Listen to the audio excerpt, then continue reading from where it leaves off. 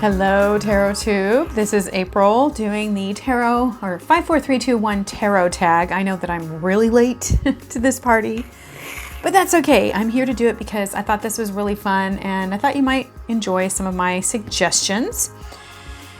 It's 5 decks, 4 books, 3 spreads, 2 habits, and then 1 suggestion. Well, that's the way I'm doing it. And I'm going to stick to it. I do have one sort of cheat in here, but I'm pretty much sticking to it. And I'm sticking to tarot. All right. Before I jump into it, I want to encourage you to check out my free learning library and you'll get signed up for my newsletter. And then you'll get to hear about classes that I do or courses that I'm doing over the next year. I do plan on doing some stuff in 2024. I know I keep saying that, but I actually am working on it. Okay, here we go. 5 decks.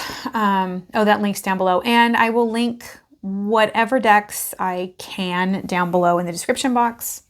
Here we go. Deck number 1. So I chose, for my 5 decks, I chose 5 decks that I want to go deeper with, that I just really want to get into a lot more. So you can see here it's the Arthurian Tarot.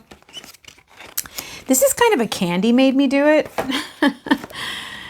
deck because she was talking about it, and it's really the Hallow Quest. Like, I really want to do the Hallow Quest with this. I ended up getting a copy of the original version, and it's in just like beautiful. The box is crap, but the deck itself is in gorgeous condition. So yeah, I really want to go deeper with this. I really want to do the Hallow Quest with this.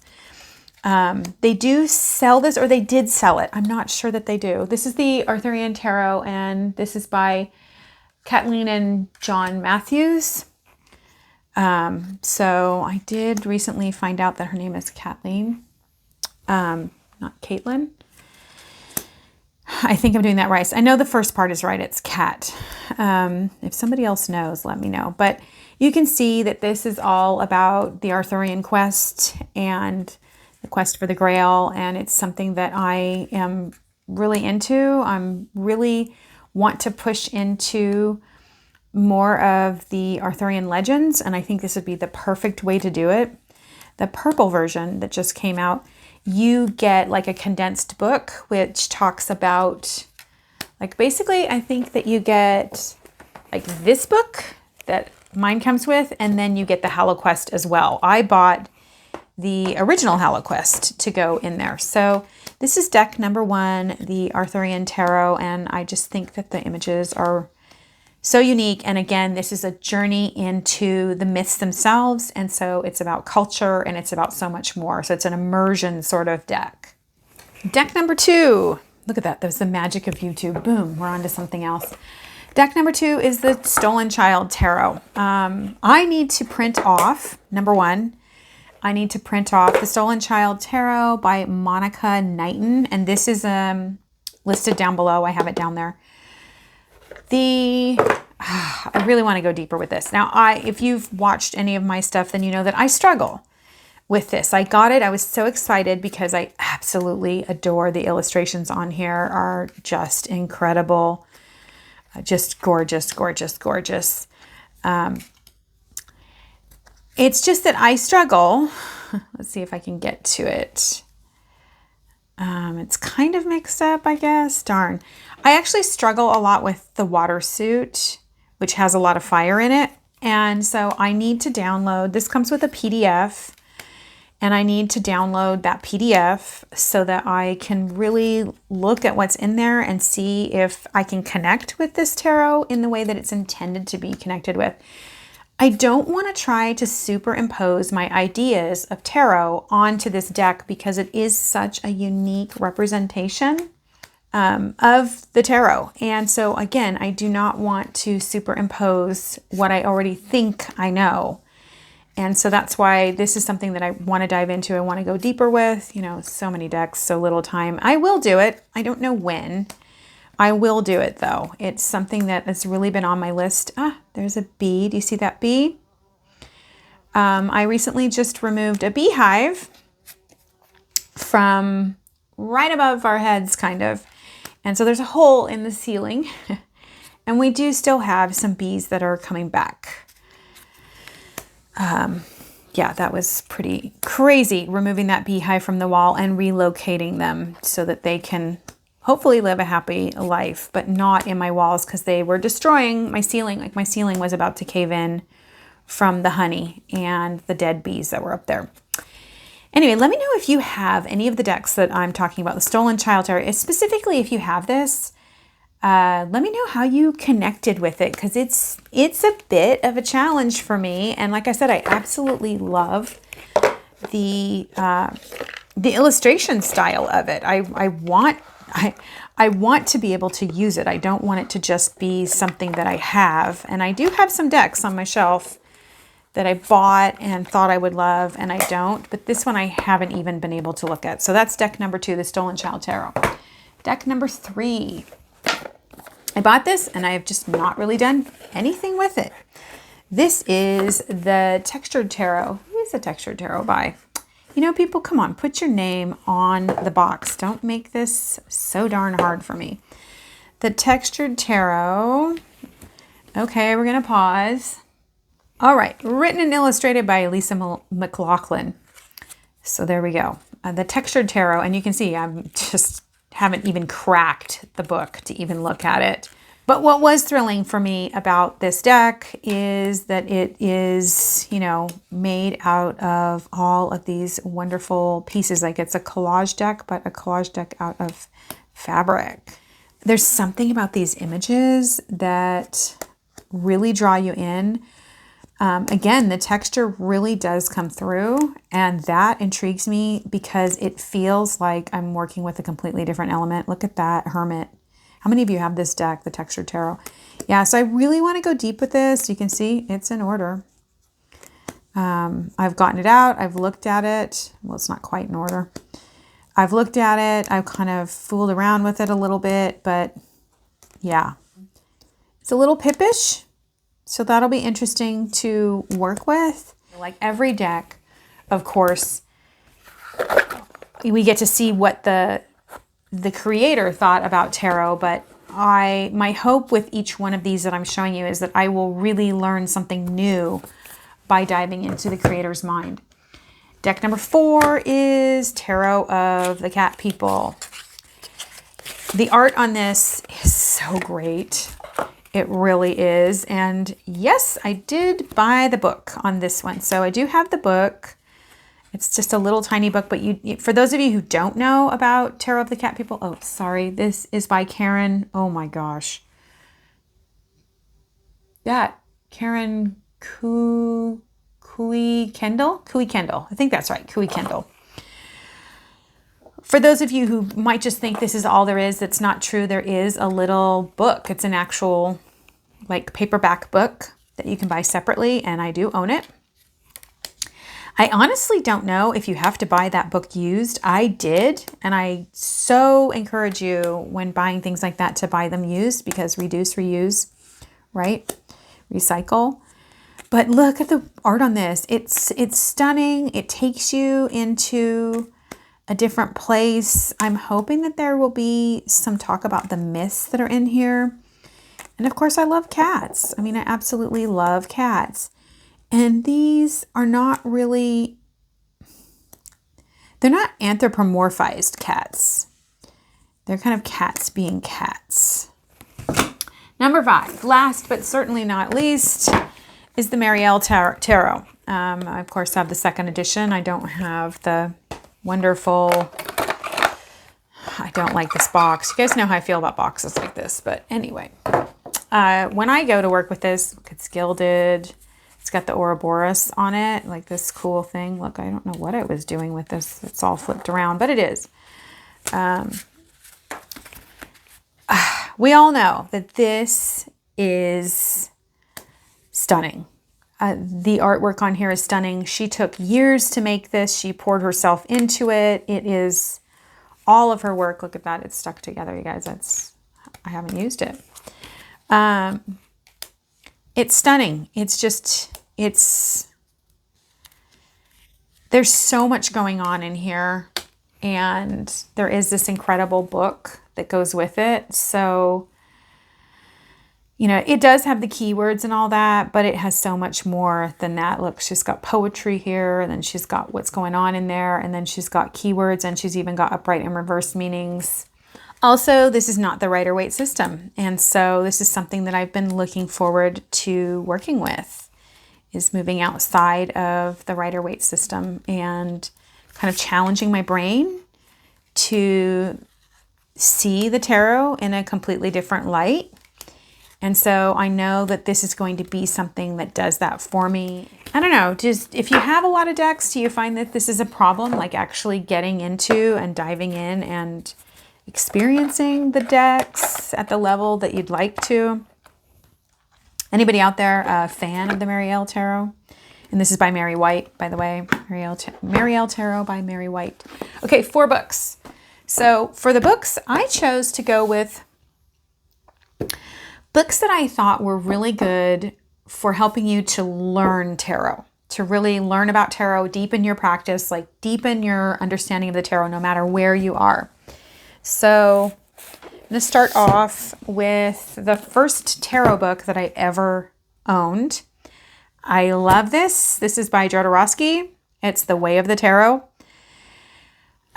This is Marseille, right? This is the first book that I ever owned on tarot. I learned so much, and I still go back to this for the majors. What I love about this book, the majors, it's got like, it talks about the card itself, and then it's got keywords, and it's in a reading. And then it has this right here, you guys. This is the best part of this book. If the Wheel of Fortune Spoke. So these are just amazing, and they take you into a cosmic understanding of the cards. I mean, these are mind-blowing. They will expand your understanding of the cards and really take you. Now, I love good writing, and Jodorowsky is amazing. So all of the writing is really good. He's got some combinations, which is kind of interesting. Really good book. I just think this is a staple, and I do come back to it, and I love, love, love the writing in here. Okay, book number 2, and Tony used this book as well, but Tarot of the Holy Light. And this is where my cheat comes in, you guys, because I'm reaching back here for the deck. I really think these are things that you need to have together. Like, you really need to have the deck. I bought it originally. I ordered this book from my local store, and the owner is friends with Christine Payne Towler and Michael Dowers. He's friends with Christine. I have everything that Christine has ever written. I'm a super fan of hers, but I do think it's nice to have the cards to go with it. This is very mystical, Golden Dawn, alchemical. Oh my gosh, look at the tiny little print on this. It does have pictures of the cards themselves. I spent 2 years exclusively with this book and that deck. I mean, like, I had other things that I was doing, but this was my number one thing that I did. Number one thing that I learned from was this book and that deck. And they are just filled with all of these cosmic symbols. And she has studied magic and alchemy and has just written so much. So what I love about this, and this is definitely a study book, what I love about this book is that as you read it, she'll just casually talk about, this little alchemical principle, and she'll name it off, and you'll think, well, I don't really know that. And then you go read up on it, and it's a whole other rabbit hole behind it. Also, she goes into the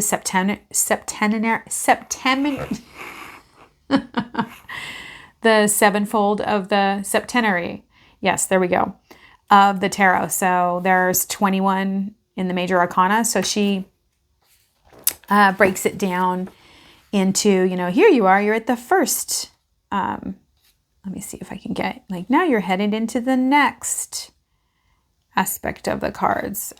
There. So here's the introduction to the second one, septenary. So she talks about that and what each 1 through 7 means, 8 through 14, 15 through 21, what each one of those does from like kind of an alchemical and what it means. So this is just a great study book. This will blow your mind. If you've got time to do this, make sure you buy the deck as well. Okay, book number 3, Tarot for Transformation by Andy Metzner.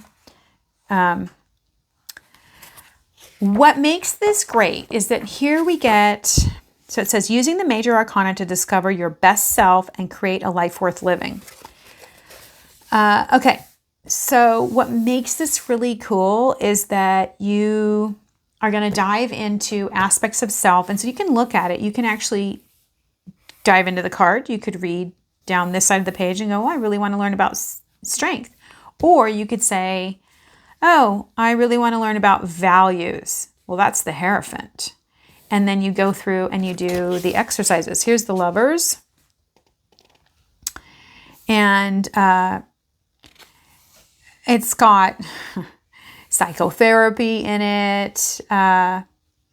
It's got, look, attachment theory. It's just got so many different things. So he's going to go through the 4 attachment styles based on the Lovers card. So you're going to learn about attachment styles. Which attachment style am I? We're actually a combination of all. But you'll dive into learning about a card in a different way. And then when you read and you see that card, there will be so many avenues that open up to you in your mind because you have done a lot of these exercises. Look at how many questions there are. Journal prompts. Like he's got journal prompts. Okay, and here's, I just ended up on the Hierophant. So here, where do values come from? And it talks about values. And then it's got some things there like who we are, what we have, what we do, what we believe. So you really dive into the psychological aspects of each card, but it's your own personal psychological aspects and you grow. This is a behemoth of a book. You know, you might even just do 1 card a year. Then you've got 21 years, right? The last book that I want to recommend to you is the book that your deck comes with. That's right, the book your deck comes with.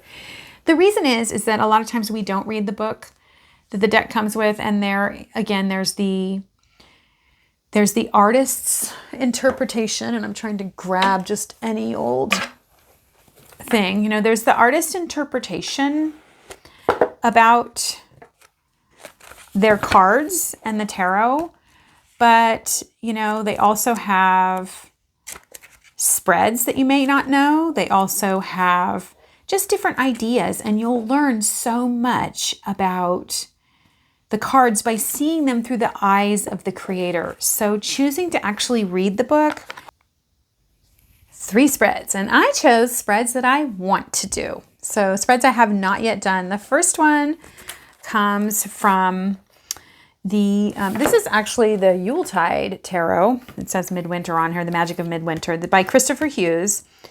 And Aaron O'Leary Brown did the illustrations on this. But the spreads in here are really cool. You know, it's a Llewellyn book, and Christopher Hughes is an amazing writer. But I really want to do this 3 ghost spread. And so it's got 5 different cards in it. Card number 1 is the Scrooge. What of your shadow self is keeping you in soul miser state, in a soul miser state? Number 2, Ghost of Christmas Past. What card looks at the influences of your past on the present? What served well and what no longer serves you? Number 3, this card looks at the life in this moment and asks you to consider the blessings and challenges. Number 4, ghost number 4, actually the Ghost of Christmas Yet to Come, card number 4.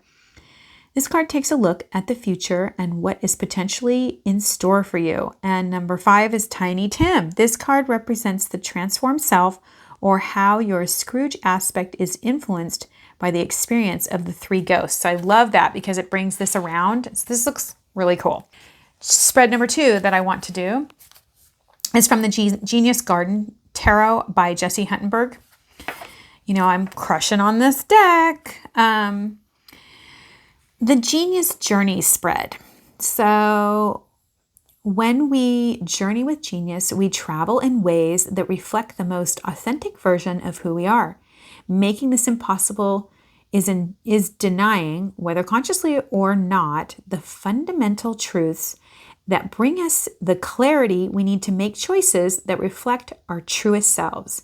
Use this tarot spread when you've lost your way and need some insight to get back on track. Well, that will definitely happen, and that's when I'm going to pull this out. Card number one, what truth am I refusing to see? Card number two, why am I denying it? Number 3, how might I face, accept, and embrace it? 4, what new paths will I forge through integrating it? Number 5, how might I walk that path with bravery and grace? Number 3, my last one is from the Green Witch Tarot by Anne Mora. And it's the Tree of Life spread.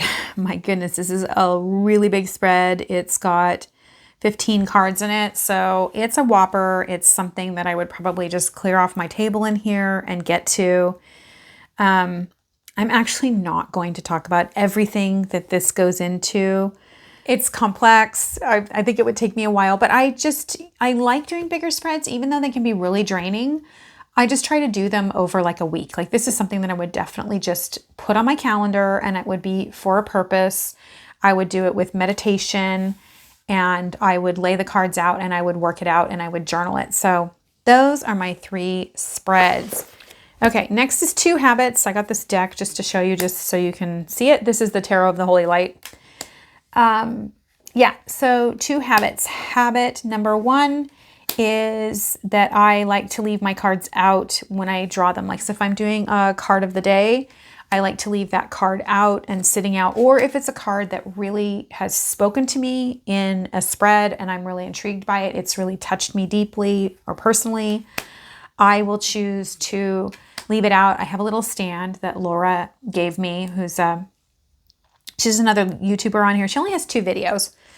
But anyway, we're friends, and she gave it to me, and I will leave that card out so that I come back to it. I look at it. I keep bringing it to my consciousness so that I can kind of just really work with it, really work with how it is affecting me and get some deeper meaning, or really groove it into my consciousness. And number 2, I'm like trying to reach over here.